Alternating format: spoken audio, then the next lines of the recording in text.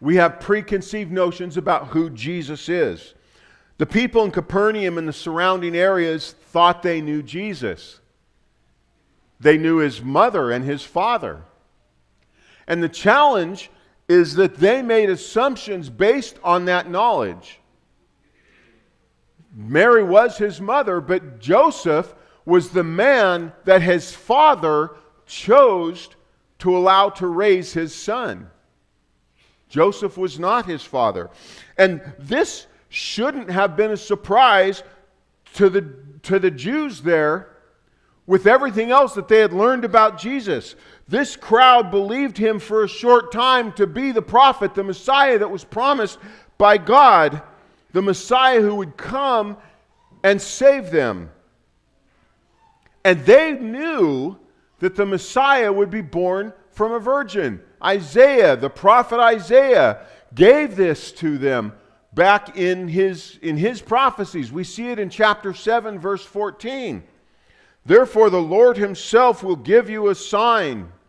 Behold, the virgin shall conceive and bear a son, and call his name Emmanuel. This word Emmanuel is a super rare word in the Hebrew language because it's both an adverb and a noun. The adverb means no or not, as in not man. No, he's not man. The noun is a holy God living with us. And that's why we call Emmanuel God with us. He came and they knew that. They saw in Jesus a hint of the Messiah, but they couldn't get past what they thought they knew about his parentage. We do the same thing. I talk to people all the time.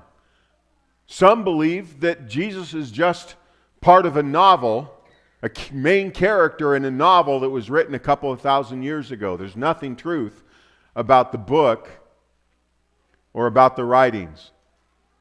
Some people are willing to accept him as a good teacher, as a wise man, as a leader.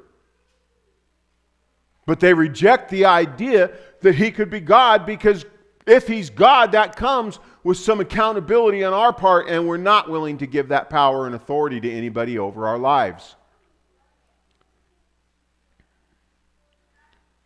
Some were willing to believe that he's the God who says he is, but as soon as life gets hard, as soon as life doesn't go their way, maybe they get into some financial struggles. They lose a job. They can't pay their bills, their living expenses.